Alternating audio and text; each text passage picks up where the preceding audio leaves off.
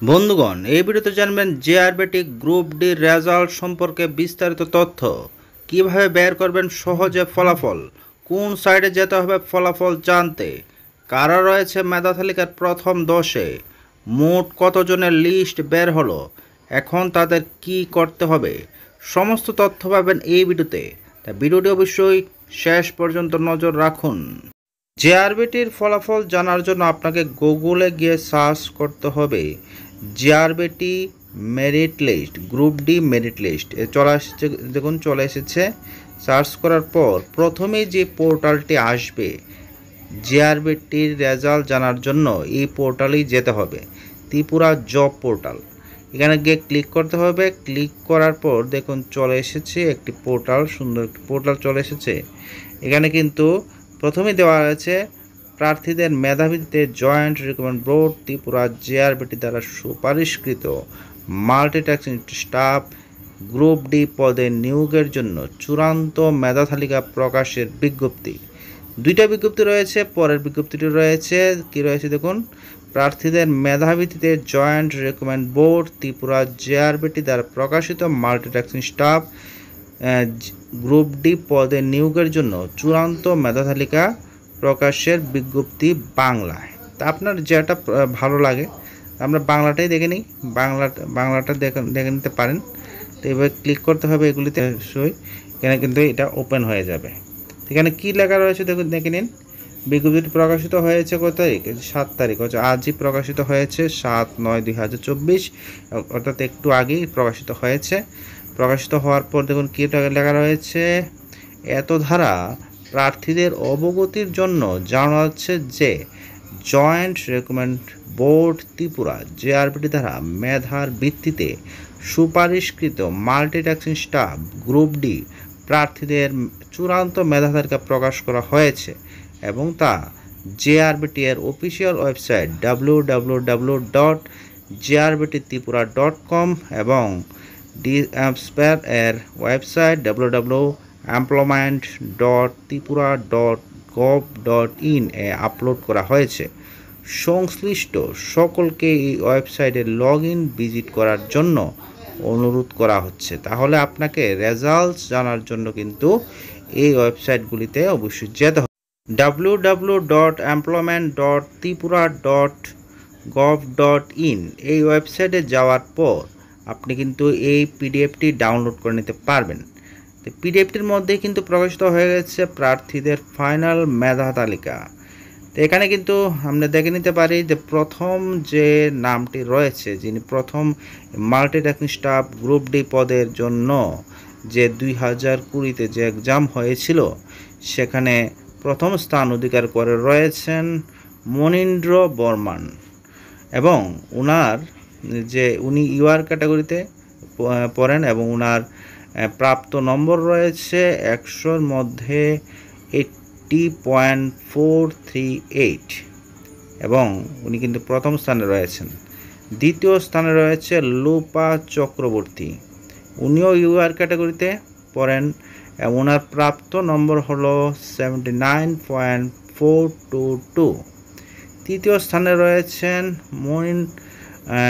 মরিনাকা পাল,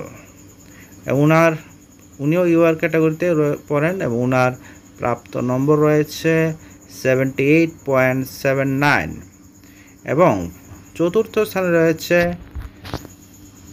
দীপক সূত্রধর, উনিও ইউআর ক্যাটাগরিতে পড়েন এবং ওনার প্রাপ্ত নম্বর রয়েছে 78.355। পঞ্চম স্থানে রয়েছে সোমেন চন্দ্র পাল, উনিও ইউআর ক্যাটাগরিতে পড়েন এবং ওনার প্রাপ্ত নম্বর রয়েছে 78.233। ষষ্ঠ স্থানে রয়েছে সোমেন বিশ্বাস, উনিও ইউআর ক্যাটাগরিতে পড়েন এবং ওনার প্রাপ্ত নম্বর রয়েছে 78.185। সপ্তম স্থানে রয়েছে মনীষা চক্রবর্তী, উনিও ইউআর ক্যাটাগরিতে পড়েন এবং ওনার প্রাপ্ত নম্বর রয়েছে 78.142। অষ্টম স্থানে রয়েছে বিশ্বজিৎ রয়, ওনার প্রাপ্ত নম্বর রয়েছে 78.113, উনিও ইউআর ক্যাটাগরি। নবম স্থানে রয়েছে ইন্দ্রজিৎ বার, উনি ওয়ার ক্যাটাগরি এবং ওনার প্রাপ্ত নম্বর রয়েছে 77.911। দশম স্থান রয়েছে শিবনান কর্মকার, উনিও ইউআর ক্যাটাগরির এবং ওনার প্রাপ্ত নম্বর রয়েছে 77.863। এইভাবে কিন্তু অনেকজনেরই যে ফাইনাল মেধা তালিকা প্রকাশিত হয়েছে। আপনারা কিন্তু ভালো করে এগুলি স্ক্রিনশট নিয়ে রাখতে পারেন, যা বা যে তাদের অফিসিয়াল ওয়েবসাইট গিয়ে পিডিএফটা ডাউনলোড করে দেখে নিতে পারেন। তো আপনার রোল নাম্বার এবং অবশ্যই মার্ক দেওয়া রয়েছে, এগুলো অবশ্যই ভালো করে রোল নাম্বারটি কিন্তু মিলিয়ে নিতে হবে এবং নামটাও কিন্তু খুব ভালো করে মিলিয়ে নিতে হবে। আমরা তাহলে দেখে নিই এক নজরে কতজনের ফাইনাল যে মেধা তালিকা প্রকাশিত হয়েছে। আমরা এখানে কিন্তু অনেকগুলি পেজ রয়েছে, এই পেজগুলি কিন্তু সবগুলো একটু সিন করতে হবে, কারণ কোথায় আপনার নামটি রয়েছে তা খোঁজার জন্য কিন্তু আপনাকে সবগুলি পেজেই কিন্তু যেতে হবে। পাচ্ছি 2437 অর্থাৎ 2437 এতগুলি মানুষকে কিন্তু তারা নির্বাচন করেছে ফাইনাল মেধা তালিকার জন্য। এবং 2437 নম্বরে যিনি রয়েছেন ওনার নামটি হলো সত্যজিৎ দাস এবং উনি হলেন এসসি ক্যাটাগরির এবং পিএস ক্যাটাগরি। ওনার প্রাপ্ত নম্বর হলো 30.834। তো সবাই কিন্তু খুবই যোগ্য আমরা মনে করি, সবাইকে অভিনন্দন। আপনারা এখন দেখা যাক যারা নির্বাচিত হয়েছে তাদের জন্য কি কি কাজ করতে হবে। তো বলা হয়েছে all the candidate of recommended candidate will be verify the concerned department as per term and condition of eligibility before issue offer of appointment. Recommended of the JRBT does not confer any right to appointment of any candidate. The recommended candidate may be appointed by the concerned department following due process of the found suitable in all respect.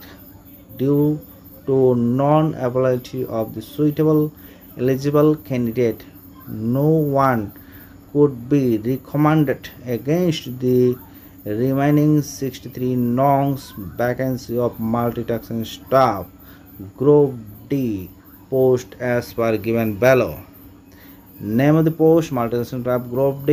You are 18, ex-serviceman, ST 34, ex-serviceman 17, and PWD 17, SC 11, ex-serviceman 8, and PWD 3, total 63. Further, the JRBT could not recommend any candidate against the 20 PWD post remarked horizontally of the bank mark A blindness and low vision, 3 ST post, B speech of hearing deaf and hard hearing, 6 ST post and D autonomous intellectual disability, speech learning disability and mental illness including multiple disability from the amongst person under the column A to D 11, ST 8 and SC 3 post and 43. You are 18, ST 17 and SC 8. Ex-servicemen post are not be suitable against the candidate. তো এইভাবে কিন্তু তার একটা notice bag রয়েছে, বলা হয়েছে। আপনারা নিশ্চয়ই বুঝতে পেরেছেন, বলার অপেক্ষা রাখে না যে এখানে কিন্তু যে নামগুলি প্রকাশিত হয়েছে তাদের নাম কিন্তু কনসার্ন ডিপার্টমেন্টে দেওয়া হয়েছে। এখন ডিপার্টমেন্ট অবশ্যই যথাযোগ্যভাবে সেই কার্যক্রম করবে যে তাদেরকে কীভাবে নিয়োগ করা যায়। তো এর সঙ্গে আরও কিছু পোস্ট বা ভ্যাকেন্সি দেওয়া হয়েছে। 63 ভ্যাকেন্সি রিকমেন্ডেড করা হয়েছে যারা পিএইচ ক্যাটাগরিতে পড়েন এবং এক্স-সার্ভিসম্যান পড়েন। সবাইকেই শুভেচ্ছা রইল, আশা করি সবাই চাকরি পাবেন এবং আমাদের ত্রিপুরা রাজ্যের আরও উন্নতিকল্পে তারা কাজ করবেন। তো ভিডিওটি ভালো লাগলে লাইক এবং চ্যানেল নতুন হলে সাবস্ক্রাইব করতে ভুলবেন না। ধন্যবাদ সবাই।